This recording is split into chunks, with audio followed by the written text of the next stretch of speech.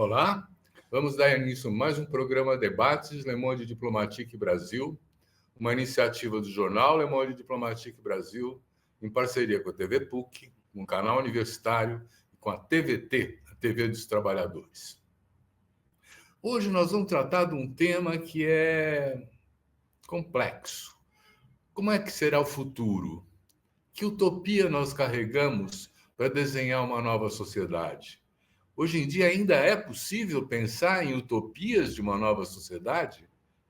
É um problema, mas a realidade está mudando, o século XXI já traz profundas inovações, e vamos nos perguntar se é possível ainda pensar um outro mundo possível, como dizia o Fórum Social Mundial. E para tratar desse tema, nós convidamos uma pessoa que está envolvida há muitos anos na questão do Fórum Social Mundial, na questão do desejo de um futuro melhor, né? Na militância ambiental e de defesa de direitos. Eu vou apresentar agora para vocês o Mauri Cruz. Muito obrigado, Mauri, por estar aqui com a gente. É um prazer contar com você aqui. O Mauri é advogado, é ambientalista, é um velho amigo. Ele é especialista em direitos humanos, foi diretor regional da BONG, ocupou cargos públicos na área da mobilidade urbana e do direito à cidade, foi um dos organizadores de várias edições do Fórum Social Mundial, né? E escreveu um livro, Democracia, Direitos dos Povos e do Planeta, que nós vamos precisar conhecer, um trabalho importante.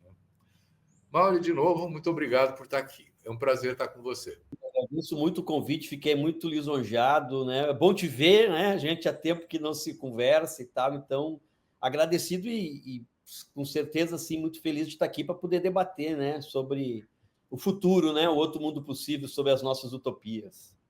Pois é, vamos começar com isso. Existe um futuro desenhado? É possível pensar um futuro melhor? Assim, eu acho que nós né, que sonhamos, né, com a ideia, né, de um outro mundo possível, nós sonhamos ele sempre nas crises, né?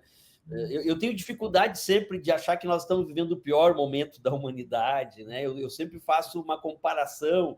Se nós olharmos 50 anos atrás, por exemplo, né, muitos países, né, tinham ditadores, não tinham processos eleitorais, ou tinham reis, né, ainda que mandavam, que eram dono de tudo, né? E hoje, certamente, nós estamos vivendo um período na humanidade que nós temos o maior número de países cujos dirigentes foram eleitos.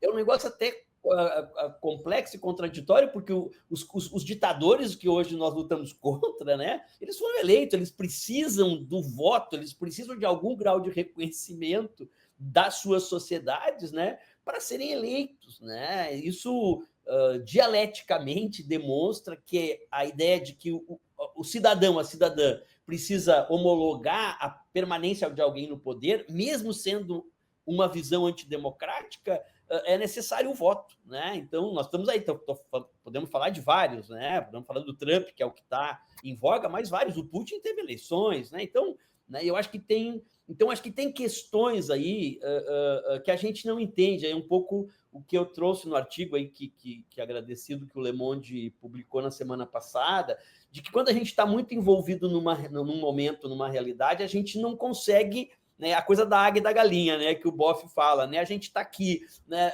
olhando as coisas e não tem aquele olhar de cima, distanciado, né, que é necessário para que a gente compreenda a realidade. Então, eu vejo vários elementos objetivos que podem nos orientar e nos dar esperança, né, de que nós temos possibilidade de um outro mundo possível, não que ele é inexorável, né? Eu acho que isso também é uma outra questão importante. Eu acho que parte da nossa decepção, principalmente do povo, né, mais à esquerda, né, que se alimentou no que a gente chama da esquerda tradicional, do pensamento histórico, né, mais marxista, ou da leitura do pensamento histórico marxista, é de que uma sociedade socialista, uma sociedade pós-capitalista, ela era inexorável, ela era quase como a decorrência de um processo evolutivo, né? A ideia de que, até a gente falava, né, Silvio, no nosso período de discussão, que era até uma visão mecanicista, né?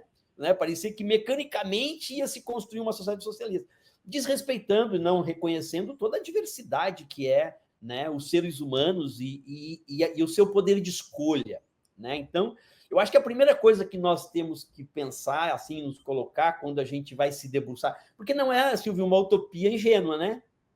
A ideia não é uma utopia ingênua. Eu gostaria que o mundo fosse melhor. Não, né? Nós somos sujeitos políticos. Nós fazemos política a partir de uma análise, a palavra científica é forçada, mas né, porque, né, como se a ciência fosse exata. Não, mas de uma análise crítica da realidade. Uma análise crítica da realidade. Né? A gente olha a realidade não como a gente gostaria que ela fosse, mas como ela realmente é.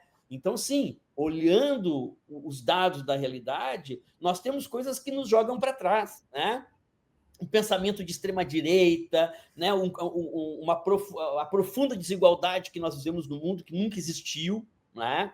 Como está hoje, né? As guerras que, né, estão ganhando uma dimensão, né, absurda, né? E com riscos graves, né? Eu tenho para mim, assim, até a elaboração do artigo eu acabei não trabalhando, mas vou trabalhar na sequência.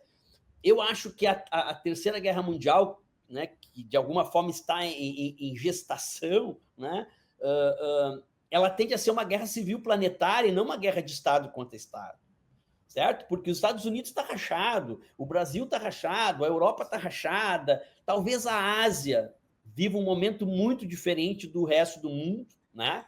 Por causa, né, da China, né? Embora tu tenha lá um ambiente também com um certo nível de tensão, né?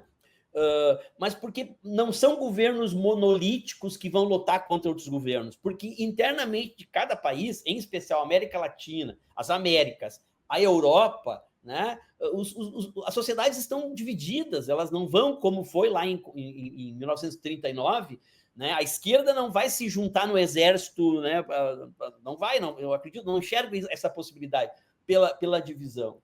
Mas que pese tudo isso, todo esse ambiente, né, triste, né, de mortes, de violência, né, a situação da Palestina que nos dói, nos cala fundo na alma, né, assim, inexplicável, a gente, né, não consegue saber o que fazer, né, como agir, né, em relação a isso.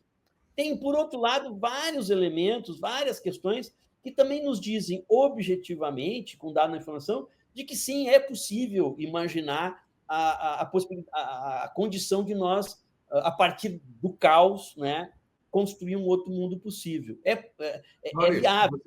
Você falou uma coisa importante, né? Quer dizer, a primeira coisa que eu queria dizer é, olha, eu acho que a gente tem uma utopia, né? É uma utopia de não ter ninguém com fome no mundo, de controlar as doenças, de dar uma boa educação para todo mundo. Enfim, talvez seja assim a utopia da realização plena dos direitos humanos. Isso aí não cabe no capitalismo, eu acho, né? Mas existe como uma expectativa e é bem concreto, não é uma sociedade hipotética, abstrata, que a gente nunca viu na vida, né? Porque já houve um momento do welfare state fazer uma significativa mudança na vida das pessoas, né? E ele hoje em dia talvez seja uma inspiração para ir mais além. O que você acha que poderia ser? Nós já temos uma utopia ou nós temos que construir uma nova? Então, eu acho que a gente, eu não sei, Silvio, eu não, porque assim, o que era a nossa utopia anterior? Vamos pensar o seguinte, a gente enxergava o fim do capitalismo e a superação dele por uma sociedade não capitalista, onde, em tese, para alguns se realizariam todos os direitos. Para alguns, porque havia quem defendia uma ditadura do proletariado. Havia quem defendia o pós-capitalismo numa ótica de que mudava a classe no poder, mas que, em tese, não mudava o sistema, né, completamente. Há quem dizia, não, mas o direito das mulheres, o direito LGBTQIA+, o direito do povo negro também estará aí dentro. Também, mas ele não era explícito, certo? E aí estamos no mundo dos direitos humanos, mas a minha preocupação, né, e atuamos há muito tempo nisso, é que a gente enxerga os direitos e, às vezes, né, lutamos pelos direitos sempre a partir da ótica do direito, e não da realização do pleno, não da realização do universal. Eu acho que a utopia ela é globalizante, certo? Do ponto de vista dos direitos, é todos os direitos. A gente que acompanha os movimentos sociais, e tu participou disso há muito tempo, né? Inclusive no Fórum Social, a gente tem dificuldade de que movimentos, né, temáticos se juntem para construir utopias conjuntas, certo? Que pensem uma sociedade, né, que inclua todos os direitos, né? Porque isso significa tu estabelecer limites, tu estabelecer, né, eu vou ter que abrir alguma coisa para que o outro também seja atendido. Então, eu acho que quando a gente está discutindo a utopia, né, a construção de uma nova utopia, é uma utopia de transição, certo? Uma utopia de transição do capitalismo, né? Superar o capitalismo. E para isso nós temos que responder o como, e não só o quê, certo? Eu acho que a gente consegue dizer bem o quê. O que nós queremos todo mundo com casa, nós queremos todo mundo com educação, todo mundo alimentado, ninguém passando fome, que haja o respeito às diversidades. Nós queremos isso. Mas o como? Como é que a gente faz isso? Porque o capitalismo, ele organizou um como, certo? Inclusive muito contraditório. Eu inclusive, Silvio, acho que não saiu ali no artigo também, mas algo que lendo, relendo, né? Porque isso, no meu novo momento, está dando a oportunidade de voltar. Eu estou relendo coisas que eu li lá com 16, 17, 18 anos, né? Uma coisa que eu me dei conta, o Marx não era anticapitalista. A fala do Marx, ela não é anticapitalista. O Marx reconhece o capitalismo como um estágio para a construção de uma sociedade pós-capitalista. Ele diz isso, que o capitalismo, naquele momento, estava sendo a melhor forma de organização econômica em relação às que já tinham passado. Ele considerava, na sua análise histórica, o capitalismo como uma evolução em relação ao feudalismo, certo? Ele considerava como uma evolução, mas uma evolução injusta, né? Aí a ciência, o cientista, né, social, né, a partir da discussão da mais-valia, da propriedade sobre os meios de produção, e que isso criaria as condições para que nós superássemos o capitalismo e conseguíssemos. Mas a ideia da produção coletiva, por exemplo, que é algo muito caro para nós, e estou dialogando sobre utopia. Estou dialogando sobre utopia, né? Quando a gente fala, por exemplo, economia solidária, certo? Economia solidária, experiência concreta que muitos de nós temos, né? A gente tem várias situações em que os grupos de economia solidária são solidários quando não conseguem ter dinheiro, e muitas situações de que, quando se dá bem no mercado, ele deixa de ser solidário, ele vai cuidar da vida dele, ele conseguiu o que ele queria, que era... Eu não estou falando isso do ponto de vista crítico, pejorativo ou de denúncia. Não, é natural. O objetivo principal daquele grupo era se sustentar, ter uma boa remuneração, poder comprar sua casa e tal. E no momento que o capitalismo criou essas condições, a utopia de uma sociedade socialista, ela deixou de ter sentido para aquele grupo. Ela deixou de ter sentido. Então, eu acho, e o termo utopia, talvez a gente precisasse discutir melhor até sobre ele, porque utopia é uma ideia. Utopia é uma ideia. Aquilo que está escrito no artigo ali, que a esquerda consegue enxergar o fim do mundo e não consegue enxergar o fim do capitalismo, né?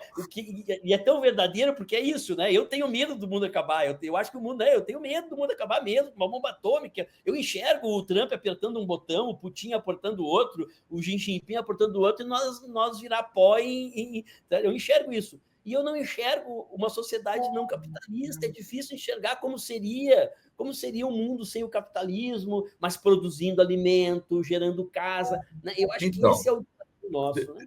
Deixa eu entrar aí, porque você tocou num ponto central, né?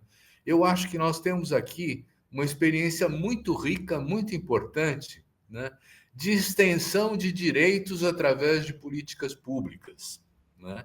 Então, você tem o Minha Casa Minha Vida, você tem o Bolsa Família, você tem o Vale Gás, você tem várias coisas que ajudam a recuperar aqueles que foram empobrecidos pelo sistema, né?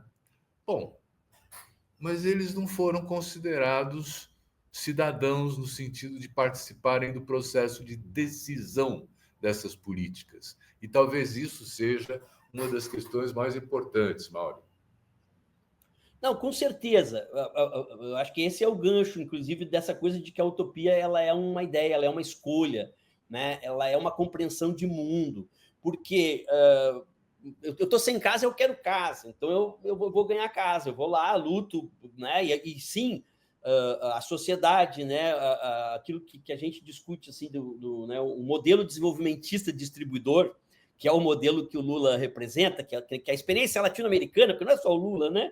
Nós tivemos essa experiência, mas que não muda a estrutura de acumulação, não muda a estrutura do crescimento eterno, como se a gente fosse crescer, ou seja, a estrutura de atendimento da necessidade das pessoas, ela continua sendo pensada a partir de que tem acumulação, portanto, tem uma sobra, eu cobro mais do que eu preciso, eu produzo mais do que é necessário, eu não tenho um planejamento. Aliás, isso é uma coisa que nós temos que estudar um pouco melhor sobre a experiência chinesa, onde tu tem uma economia de ponta, mas que tu tem um planejamento a partir de uma visão de Estado, que em tese é uma visão da coletividade, ou seja, em tese tu produz o que precisa e não o que gera lucro. Né? Esse paradigma ele é muito importante. Né? A mudança, né? Como diz o Chomsky, né? É o lucro ou as pessoas. Não, sempre tem que ser as pessoas, sempre tem que ser as pessoas. E eu acho que desse ponto de vista, a gente talvez tenha vivido uma certa ilusão, achando que dentro do capitalismo, distribuindo a riqueza, certo? A gente teria uma sociedade justa, certo? Mas não, para produzir riqueza a ser distribuída, tu tem que manter a lógica da acumulação. Né? Então, eu acho que esse por isso que a nossa utopia, que a utopia socialista lá, né, dos anos de 1700, 1800, 1900, ela não dava conta da questão ambiental, por exemplo. Né? Ela não dava conta da questão ambiental, que não é uma coisa menor. Né? A Terra é um sujeito vivo, nós somos parte do planeta Terra, a nossa existência como seres humanos ela depende dessa integração energética com a Terra. Certo? Então, eu acho que construir uma nova utopia ela tem que ser humanista, ela não pode ser só né, igualitária, ela tem que ser humanista, né? Ela tem que ser ambientalista, e não nós, eu até fiquei com dificuldade de escrever, porque assim, nós ter equilíbrio com o planeta. Não, nós temos que ter equilíbrio com o planeta, nós somos parte do planeta, nós temos que nos comportar como alguém que age no equilíbrio com a natureza, no equilíbrio, né? Porque nós somos parte. Então, eu acho que o debate, Silvio, da utopia, ele traz, sim, né, essa história de luta das esquerdas, de luta da classe trabalhadora, de luta do povo pobre, de luta dos povos, né, originários, né, do povo negro, acho que traz isso. Mas ela tem um desafio de, a partir disso, imaginar um mundo diferente. Me incomoda, me preocupa. Isso aí é perfeito. A partir disso, imaginar um mundo diferente. Mas nós estamos às vias de uma COP30 que está claudicando nessa ideia de mostrar um mundo diferente, né? Mas a COP ela é um ringue, sabe? Ela é um ringue. Nós não estamos nem, né? Quem pensa diferente não está sendo nem convidado para estar na arquibancada, tá? Certo? Sabe aquela coisa do estar na arquibancada e o jogo está acontecendo lá e tu só está olhando, aplaudindo, avaiando, certo? Nós não estamos convidados nem para arquibancada, certo? A COP, o sistema ONU, esse sistema de governança global, ele é instrumento desse modelo que nós queremos mudar. Então, achar que nós vamos transformar por dentro dele é muito difícil. Eu acredito que ali a chance nossa de ser cooptados, e não estou dizendo que não é importante, porque ali tu afirma valores, afirma princípios, mas a possibilidade daquilo gerar quantos compromissos foram assumidos nas COPs e nenhum deles foi efetivado, né? O tema dos ODS, né? Antes nós tínhamos os objetivos do milênio e tal. Isso é muito interessante, isso acho que tem muito, mas isso eu acho que não mexe nas estruturas. Isso é um elemento importante para mim na utopia, Silvio. Nós temos que olhar aquilo que realmente altera a estrutura, certo? Por isso o valor, por exemplo, e a riqueza e a importância estratégica do MST, por exemplo, né? Porque o MST sabe que a propriedade sobre a terra mexe na estrutura. É algo que o capitalismo não consegue driblar. certo? Então, mexe com a estrutura. Então, nós temos que, ao pensar utopia, olhar coisas que mexem com a estrutura, os processos, né, produtivos diferenciados. Tem, né, vários companheiros nossos, em especial do movimento negro e tal, histórico, diz que eu não sou resistência ao sistema, eu sou outro sistema, certo? Eu penso diferente do sistema. Porque, em tese, ser resistência ao sistema, de alguma forma, é tu estar no sistema, né? Então, Mauro, mas aí você está... Diga. Não sabe o que é? Eu acho que o nosso desafio, e eu acho que o que nos move é a ideia, a utopia é a ideia, a convicção, é a certeza, né, de que nós temos um mundo diferente desse ao qual lutar e que esse mundo eu construo agora com os meus atos, com as minhas escolhas, com os meus movimentos. E que prove, isso não é uma ação sozinha, não é uma ação de uma pessoa, não é uma ação de um grupo, é uma ação que se constrói coletivamente. Eu acho que o nosso desafio é construir essa ideia, é enxergar esta ideia, sem jogar nada do que a gente trouxe para cá, mas reconhecendo de que o que nos trouxe aqui não é suficiente para nos levar onde nós precisamos ir. E aí eu só fecho a questão da tecnologia. A tecnologia é uma grande aliada para esse salto, certo? Ela é uma grande aliada. Ela não é nossa inimiga, mas nós não podemos ser cooptados por ela. E aí tem um detalhe importante. Maurício, você está falando de uma nova sociedade, né? Você está falando que não pode ser uma continuidade do que nós temos hoje. Então, você está falando em ruptura, não é? Teve um estudioso militante da liberação dos povos africanos, o Frantz Fanon, por exemplo, que chegou à conclusão de que o colonialismo na África só acabava na base da expulsão do colonizador, na base da bala, né? Quer dizer, quando você fala assim, nós não podemos ter continuidade, como é que você vê essa história de ruptura? Você pensa em ruptura? Eu acho que é necessária a ruptura. Ela não existe a hipótese de nós superar o capitalismo de forma completamente pacífica. E eu não estou falando em luta armada, né? Luta de arma. Eu estou falando em luta, né? Em luta popular, certo? Em enfrentamento popular, né? E aí, claro, são várias situações, a gente não tem como desenhar, mas eu imagino que o capitalismo ele não vai ser superado pacificamente, né? Nós não vamos desbancar os donos do poder sem que haja um enfrentamento real. Esse enfrentamento pode ser milhões e milhões de pessoas nas ruas, certo? Inviabilizando que as coisas funcionem, até que isso a gente já viu, inclusive, em várias situações, né? Mas não necessariamente isso é armar um exército, né, da paz, digamos assim, né, da mudança para sair matando pessoas. Mas sim, há necessidade de uma ruptura. E eu acho que pensar as formas dessa ruptura é determinante. É determinante para que a nossa estratégia não morra na praia, né? Porque o sistema, uma característica principal de todo o sistema, seja ele qual for, é se manter, certo? Todo sistema, ele aliás, é o que garante que ele seja um sistema, né? Ele é um sistema porque ele criou um equilíbrio entre si para se manter. E as próprias crises dele realimentam. Eu estou falando não só do capitalismo, eu estou falando no conceito de sistema como um todo, né? A própria crise consolida a ideia do sistema e ele se fortalece. Então, para nós alterar o sistema, nós temos que construir condições objetivas diferentes do sistema que vão nos levar a uma situação de ruptura. E aí eu volto ao tema da tecnologia, certo? Que a gente pode conversar daqui a pouquinho. Mauri, nós temos hoje as Big Techs, né? E as Big Techs construindo um mundo e uma visão de mundo, né? Que é do consumo, que é do imediatismo, que é do TikTok, né? Como é possível pensar uma estratégia que enfrente as Big Techs? É muito difícil. É muito difícil. Eu acho que a questão é bem dialético, viu? Aliás, a dialética para mim é determinante, por causa que ela nos ajuda a entender, né? Como as contradições funcionam, né?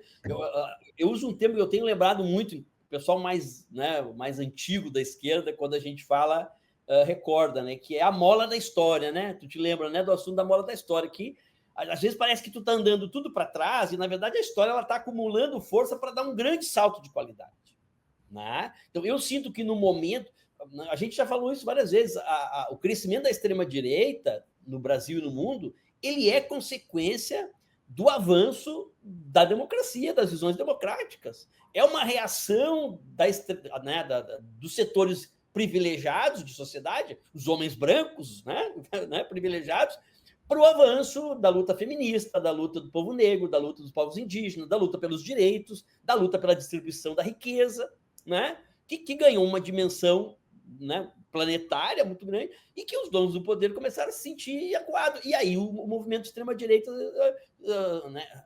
reagiu, é uma reação, certo? Isso é a dialética, certo? Quando eu começo a acumular força, quem está se prejudicando vai se movimentar, Agora, e aí a tecnologia, ela é um grande instrumento, porque quem controla, não é quem gera a tecnologia. A tecnologia ela é produto da sociedade, ela é produto dos acúmulos da humanidade. A tecnologia não é, a internet não é, entendeu, de um ou dois. Eles se apropriam da riqueza produzida coletivamente, da riqueza tecnológica, e se tornam dono. É a essência do capital, Se apropria do capital. Eu vi esses dias um camarada falando na internet, no Instagram tem essas maravilhas, os youtubers do nosso campo, o cara assim, aquelas coisas simples que a gente falava nos cursinhos de formação sindical lá nos anos 70, Se o patrão for embora, a fábrica para de trabalhar. Não. E se os trabalhadores não forem embora, a fábrica para. Então, quem é essencial para o processo do trabalho é a classe trabalhadora. E quem está ali ganhando sem fazer nada é o patrão. Então, mas é isso, entendeu? Tudo é produzido porque a esquerda de iPhone. Mas quem é que fez o iPhone? Foi a classe trabalhadora, entendeu? Não foi o dono que sentou lá para produzir. Então, eu acho que a tecnologia ela é esse elemento que, ao mesmo tempo, nos domina, porque nós somos reféns da tecnologia, nós estamos aqui mediados, Nós estamos aqui nesse momento, transmitindo uma visão antissistêmica mediada pelo sistema, certo? Que pode, inclusive, cortar coisas que ele queira, pode nos bloquear, ele tem o poder sobre nós. Nós estamos aqui fazendo uma relação antissistêmica consentida, porque o sistema está nos consentindo, certo? Então, isso é contraditório. Por outro lado, essa tecnologia que está aí, que é produto da ação coletiva de milhões de pessoas, ela é uma oportunidade para a gente ter esse mundo global humano, articulado, com menos trabalho, muito menos trabalho, 6x1, a discussão do 6x1, nós tínhamos que estar discutindo 3x4, entendeu? Porque nós já temos condições de ter produção para alimentar e criar condições de vida para os 7 bilhões, 10 bilhões de seres humanos, que seja, com muito menos trabalho. E isso é permissão da tecnologia, com muito menos pressão sobre o meio ambiente e tal. Então é o dialético, Quem nos domina, que é a tecnologia hoje, e nos submete, inclusive, e pode nos matar com um drone que entra aqui na janela e mate só a mim, planejado em qualquer lugar do planeta, também é quem cria as condições para que a gente possa ter essa sociedade nova, que é almejada. Então, tem aí, eu acho que essa contradição e essa dialética que a gente tem que conseguir ter criatividade e saber como agir nesse processo. Pois é, mas essas big techs, hoje em dia, elas têm um poder enorme, Elas são orçadas no mercado por trilhões, o que é um PIB maior do que o de muitos países, E eu me lembro, na tradição do começo do século XX, que os alemães, por exemplo, vieram para Santa Catarina, para o Paraná, para o Sul, e muitos deles, com uma visão socialista, criaram os faxinais. Sim. Os faxinais eram propriedades coletivas, trabalhadas coletivamente, e cujo produto, a produção, era distribuída segundo as necessidades das famílias, que era um projeto quase comunista, se a gente quisesse definir assim, Isso aí cedeu lugar para o mercado, isso aí cedeu lugar para uma hegemonia que não contempla mais uma coisa que eu queria que você explorasse mais. Quando você fala assim, uma sociedade que se humanize, o que é esse humanize? Por que você está falando isso? Então, eu acho que a ideia de que o ser humano ele só existe e ele só se desenvolve porque ele age em comunidade, né? Que tu trouxeste aí. Nós somos aquela espécie que nascemos, né? E os mamíferos são assim, que nós somos dependentes até, né? Senão nós morremos, né? Então, o ser humano ele só existe, nós só existimos porque existe uma solidariedade, né, entre nós, para que a gente possa. E isso vale para tudo, vale para a coletividade. Aquela máxima, né? Se tu acordou de manhã, né, e saiu, pegou o teu ônibus e foi trabalhar, passou na padaria, tomou um café, né, às 6 da manhã, porque às 4 da manhã alguém acordou para fazer o café, alguém acordou para pegar o ônibus, alguém, né? Então, ou seja, a interdependência nossa, ela é muito grande. Por quê? Para que os seres humanos são solidários entre si? Para que todo mundo tenha uma vida plena, para que todo mundo tenha uma vida satisfatória, para que a gente se realize como parte da natureza, né? Parte da natureza, a gente se realize como parte da natureza, né? E isso é ser humano. O capitalismo, ele não é humano. Embora seja uma produção dos seres humanos, o foco dele não é o bem-estar dos seres humanos. Embora quando nasceu, e nasceu lá nos protestantes, não precisamos aprofundar aqui, ele tinha um pouco essa ideia, né? Aliás, eu usava muito isso nos cursinhos de economia solidária e mesmo, né? Que quando tu vai abrir uma empresa no Brasil, certo? Quando tu vai abrir uma empresa no Brasil, capitalistas, olha, quando vocês foram abrir a empresa de vocês tiveram que dizer uma coisa. Primeira coisa que tu diz na tua empresa, que o cara te pergunta, qual é a razão social? Razão social, é o nome que tu tem que dizer. Qual é a razão social? O que esse social está fazendo aí? Não é razão econômica. Não é razão econômica, é para que tu vai criar uma empresa em prol da sociedade. Isso até hoje está lá, essa palavra não está solta lá de graça, certo? É porque o sentido de ter uma empresa capitalista é trazer um benefício para a sociedade. E o que é o lucro no conceito capitalista? É a remuneração do teu investimento. O lucro ele não tem valor em si, ele só tem valor se o que tu produziu trouxer um bem para a sociedade. Então, há uma subversão, inclusive, da visão utópica do que era o capitalismo, certo? Mais ou menos, porque os empresários, quando vão no governo pedir dinheiro, é para não ter desemprego, porque eles têm função social. Quando eles pedem, né, os benefícios, aí, quando o agronegócio ganha o plano safra lá, 400 bilhões, é porque eles, em tese, geram emprego. Eles não geram emprego nenhum, né? Eles não geram, né? O índice de emprego é pequeno. Aí está, eu acho que a corrupção, né? A corrupção do sentido da sociedade. Então, eu acho que o humano, né? E quando a gente fala em humanizar, é nós imaginar que tudo que a gente cria tem que ser para o bem dos seres humanos, de todos os seres humanos. Isso é pensar uma sociedade humana, certo? Que é para... E os seres humanos como parte da natureza, porque sim, nós somos seres integrados à natureza. Quando tu tá passando mal, tu vai lá, não sei o que, o pessoal vai para a praia, vai caminhar com o pé na areia, vai te conectar, te conecta com a natureza, né? Nós temos um amigo lá que passou um tempo, não sei, abraçando indo lá, né, abraçar a árvore, né?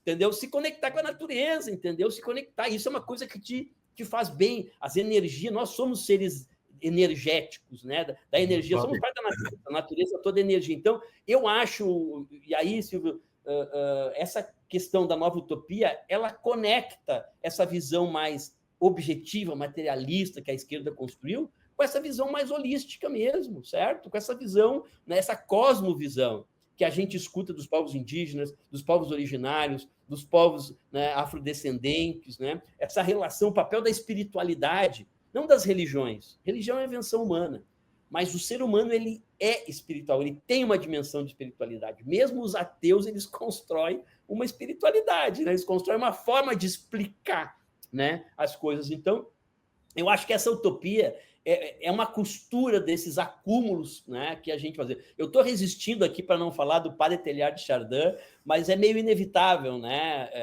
E depois aqui não podemos em um outro momento aprofundar, porque eu acho que como padre, como cientista, né, ele trouxe uma narrativa que eu acho que encaixa muito bem para a gente olhar o momento que vivemos hoje, né? Porque é uma pessoa do social que entende a luta, é uma pessoa de esquerda, né, que tinha uma visão completamente engajada, mas que enxergava um processo, né? Enxergava um processo que eu acho que a gente falava olhando... de uma espiral evolutiva, né?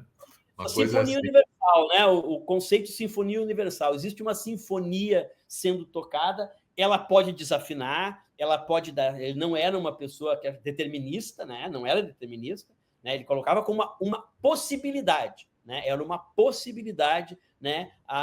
Essa sociedade, né? Harmônica, equilibrada, e que não é sem problemas, né? Não é uma sociedade sem problemas, né? A sociedade que a gente sonha não é uma sociedade que não tenha problemas, mas ela tem, inclusive, um jeito, né? Adequado de resolver problemas. Aí, né? Eu acho que é uma reflexão interessante. O tema da democracia numa nova sociedade, ele é um tema-chave, Silvio, e falo isso porque sei que para ti, né? A tua militância, a tua história, a tua trajetória, a tua contribuição sobre a dimensão democrática é muito importante.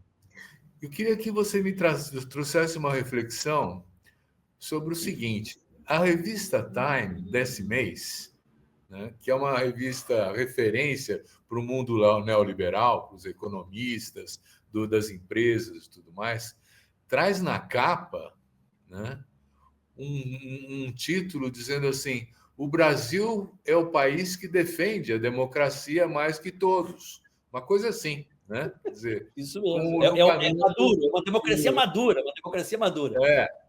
Com o julgamento, inclusive, de um ex-presidente que está começando hoje, né? Se o Brasil é uma referência para a democracia no mundo, nós estamos mal, né? Não, eu não sei.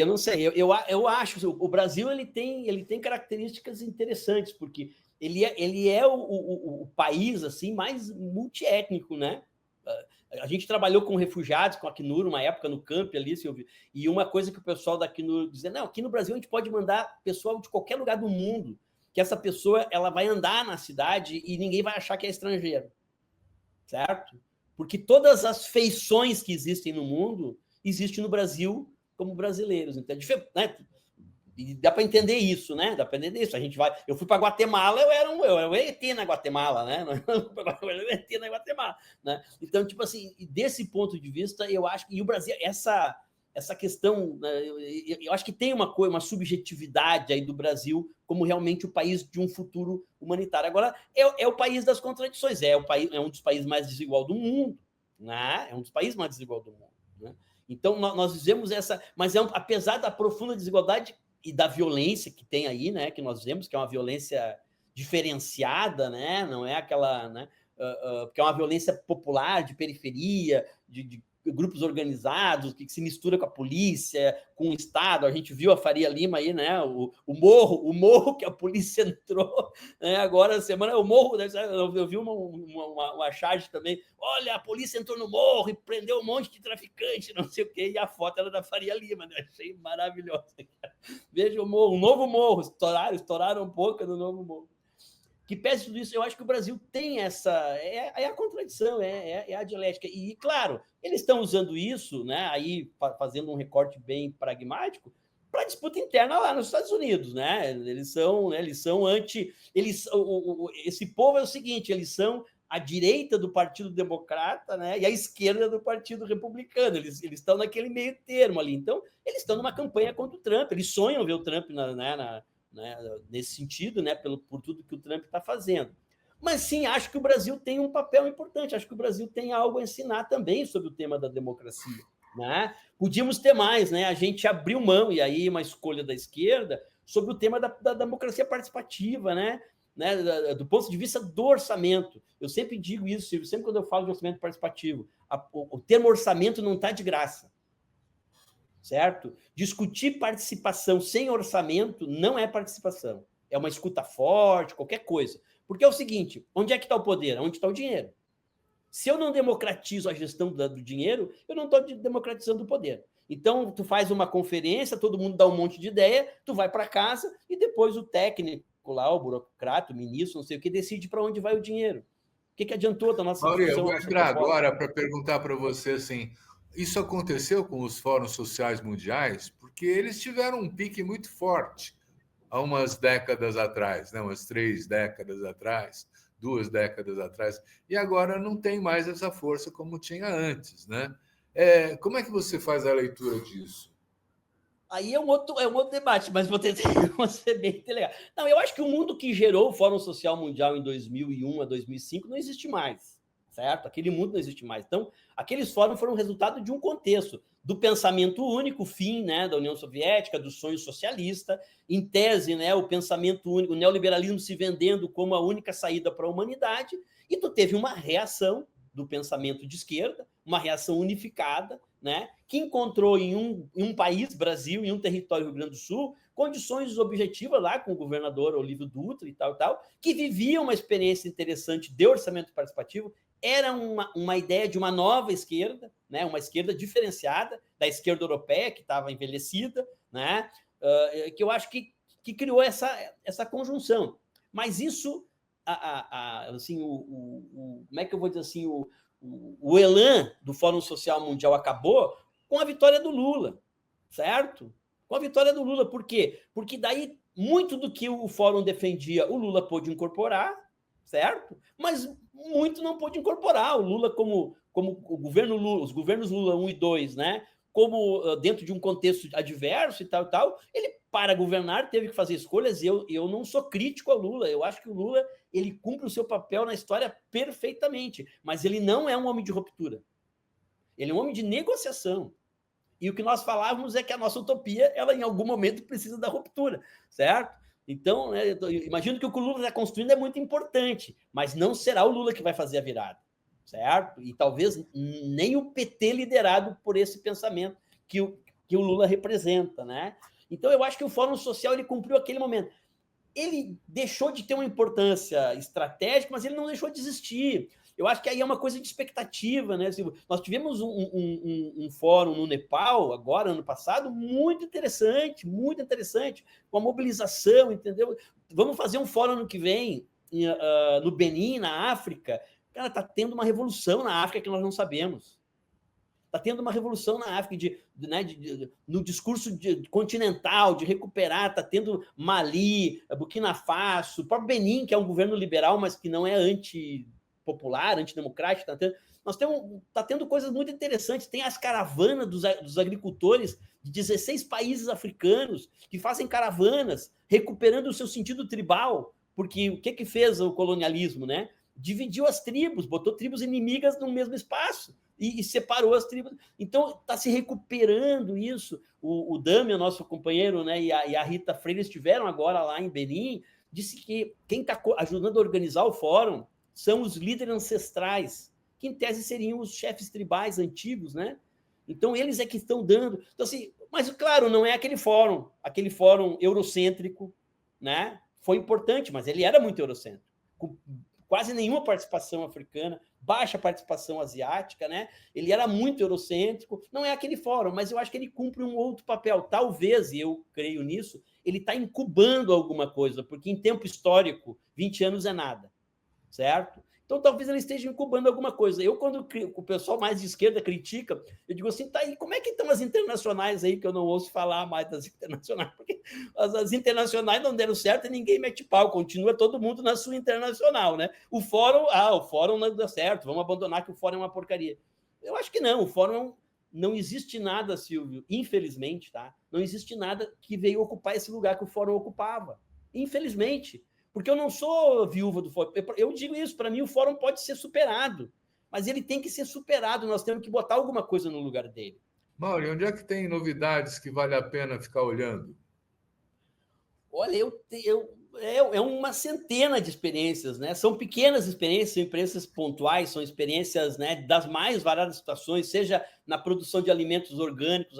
O Brasil é referência, né, Silvio? Tu sabe disso, né? Nós somos referência na produção de alimentos orgânicos, né, no mundo inteiro, de relações equilibradas com o meio ambiente, no tema da reciclagem, no tema das políticas sociais, né? Nós temos no Brasil e no mundo, no tema das cidades. Eu não sei se tu está acompanhando aí o código chinês que está rolando na Rede Globo, né? A experiência das cidades esponjas que a China desenvolveu, né? Do ponto de vista da cidade se reconectar com o ambiente, mas respeitando a dinâmica do ambiente. Então, a cidade se enxerga como intrusa e ela se adapta. E nós estamos falando de cidade de 5 milhões de pessoas, não estamos falando de cidadezinha de 50 mil pessoas, né? Nós estamos falando de Xangai, né? Que cria uma esponja, que recupera os parques, constrói parques como, né, com 2 níveis. Quando a enchente vem, tu usa a parte de cima do parque, quando não tem enchente, tu usa a parte de baixo do parque. Então, assim, eu acho que tem muitas experiências, o que eu falei é na África, né? A recuperação das sementes históricas, né? Porque um dos grandes crimes do capitalismo é querer assim, homogeneizar tudo, certo? A mesma semente de milho e uma semente única de milho plantada no mundo inteiro. Por quê? Porque é de uma empresa capitalista. Em vez de ver a riqueza e a diversidade, né? O cuidado das batatas que nós temos ali na América Central, né? Que tu conhece também, que a gente viu aquela diversidade de batatas, né? Que nós aqui só conhecemos 2, 3 batatas, né?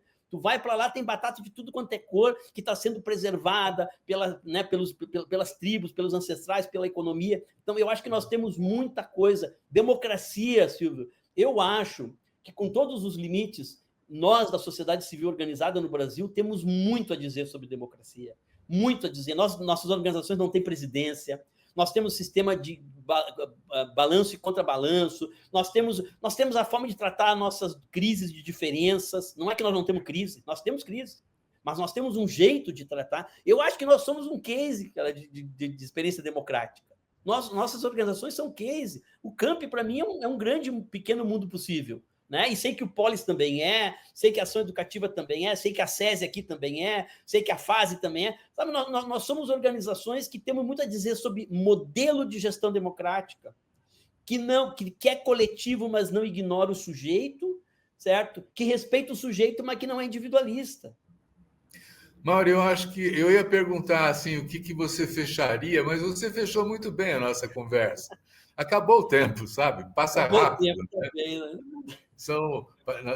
Nós esgotamos o nosso tempo, né? Mas foi ótimo, eu adorei a conversa, eu acho que nossos telespectadores também, e isso é estimulante para a gente pensar o que nós precisamos sonhar como utopia daqui para frente.